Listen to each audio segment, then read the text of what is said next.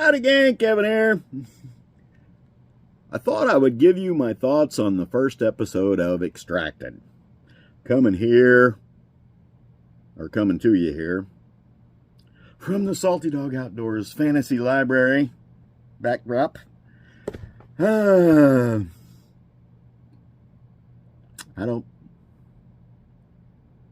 don't know what to I don't know what to think. I'll be honest with you.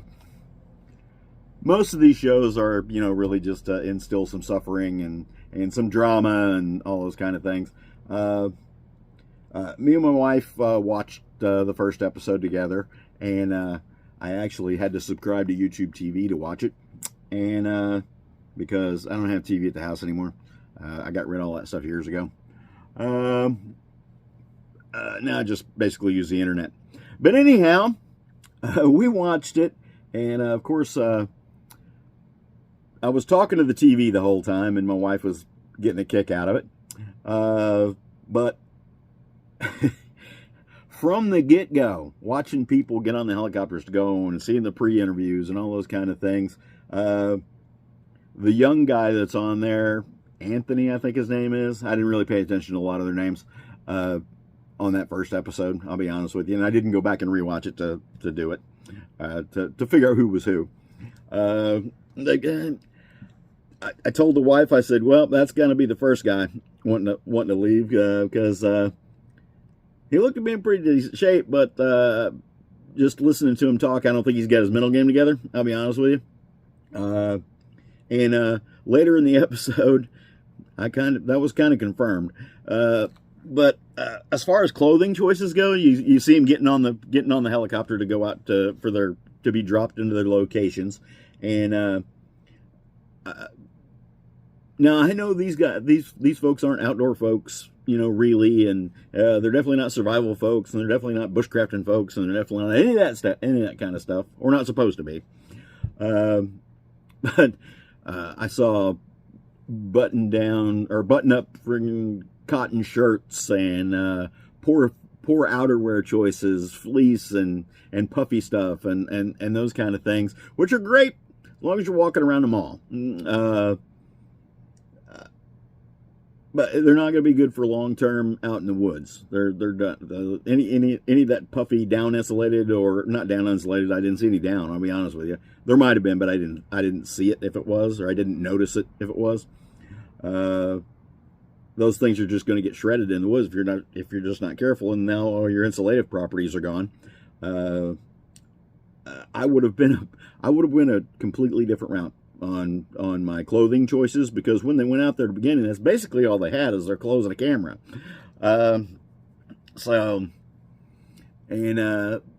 Apparently they're going to get supply drops along the way. And yeah, they got a supply drop on that first episode, and those were all selected by their support crew back in the headquarters.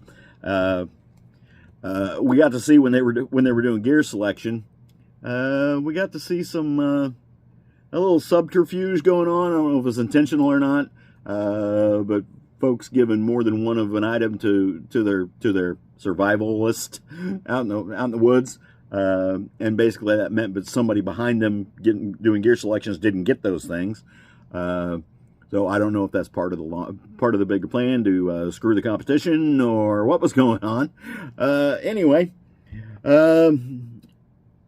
Like I said, the young kid, I don't think he's going to have his mental game together, at least not to begin with. I don't know whether he's going to settle down or not. Like I said, the clothing choices were mostly poor. I'll be honest with you, mostly poor. As far as I'm concerned, as far as what I would go out there with. Now, the gear choices, when they got to do their supply drop, was interesting to say the least. I don't know why you would send anybody a bow drill kit, even if they were proficient at bow drill. And the bow drill kits that I saw end up out there did not end up in the hands of people who were proficient at bow drill.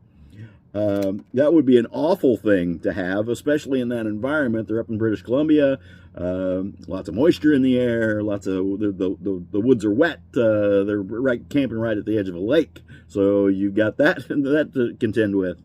So I don't know about that. I didn't really see any good shelters.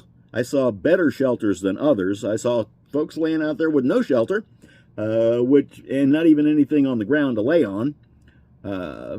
It could have been camera angles and things like that. So this is armchair quarterbacking at its worst, to be honest with you, because none of us are out there, so we don't really know what's going through their heads and what it feels like to be out there. And I always tell everybody when they want to talk about all these outdoor shows, it's easy to do it from your couch. It's not so easy to do it when you're in the woods, because the mental game really gets you.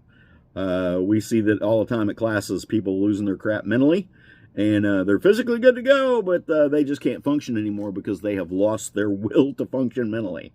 Like I said, the gear that went out there, they got some tiny little knives. I would have rather had a saw in that particular environment and at that stage in the game. I saw a lot of people making fire lays and stuff that were not the best choices, but there was some good stuff and there was some bad stuff. I was pleasantly surprised when the young kid, Anthony, actually got a fire. And that was after he threw a hissy fit about monofilament. They had a little side interview, and he was talking about being a high-level bass angler, and I don't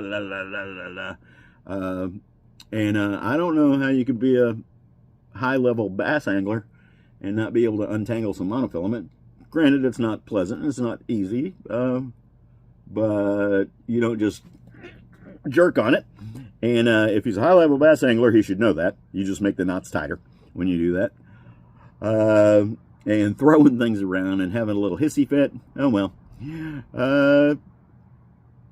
Then other folks on there, I think I saw something, I thought she was a professional clown and something else. She basically just sat on the ground. As far as I could tell, she wasn't really doing a heck of a lot. They got a guy on there that I think he's probably the oldest guy out there, retired law enforcement or something. I'm rooting for him because he's the old guy. But I'll be honest with you, right now my selection is the guy that was wearing the fleece line bomber hat, the Sherpa line bomber hat. He had probably the best shelter I saw. It wasn't a good shelter, it wasn't tight, anything, but you know, on day one you get something established, on day two you improve, on day three you improve more, and that's how it goes. And I didn't really see a lot of shelter improvement going on the second day.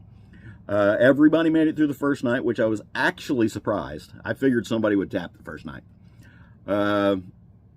Because they're basically just laying out there with nothing. And they're obviously not used to that kind of thing. What else?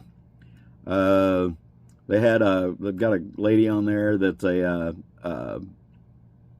river guide or something along those lines. She seemed to be doing okay, staying calm and doing what she had to do. She actually went out and foraged a little bit. She was the only one that they actually showed on camera foraging. But here's the thing about the shows.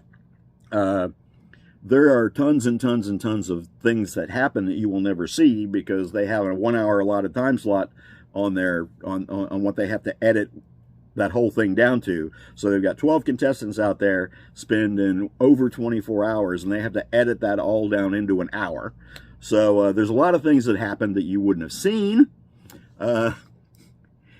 I still really can't get over, number one, the gear pirating. And like I said, I don't know if it's intentional. I don't know if it's planned. I don't know if any of that stuff. But one guy actually ended up getting a couple of knives in his supply drop, and there were other teams who didn't get anything. A lot of people seem to be selecting food. That would definitely not be my priority in only 24 hours. You can last a long time without food, although food would be a nice perk, a nice mental boost. So yeah, it's not necessary, but it would have been nice to have. But I would have rather had tools and containers in my kit.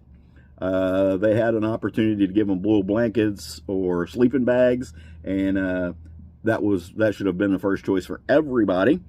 Because they're not going to be able to function if they can't get a comfortable night's sleep. Well, God, I really want to talk about the kid, but I don't want to seem like I'm picking on him. But here's the deal. At the end of the first episode, he was basically melting down and tapping the camera going, push that button, get me out of here. I'm not going to spend another night here.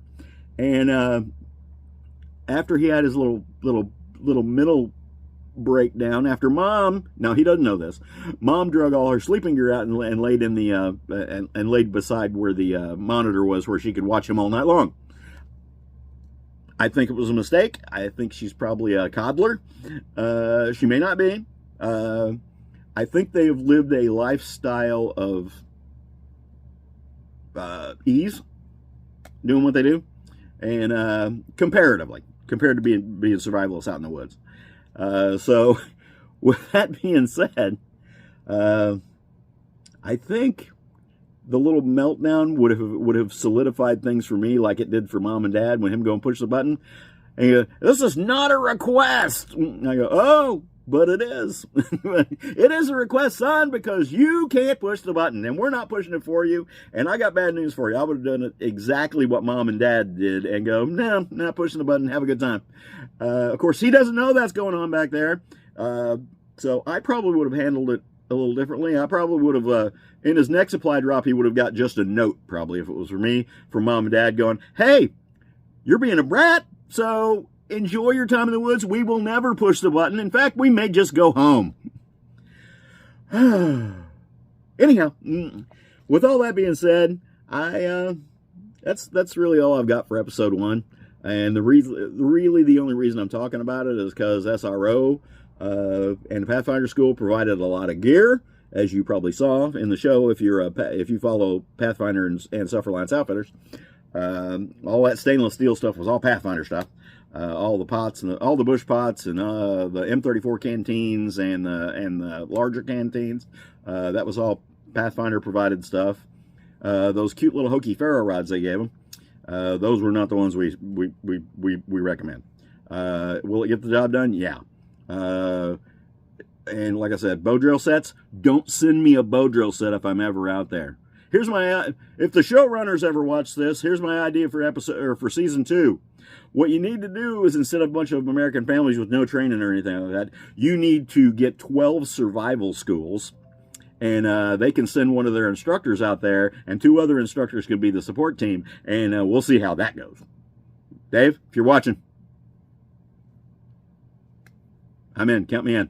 Anyhow, there's probably more, but I didn't take a lot of notes or anything like that. In fact, my notes are 3 lines right here. It's clothing, gear, and not a request. That's what my notes say. Anyhow, hope to see y'all in the woods. Have a good one.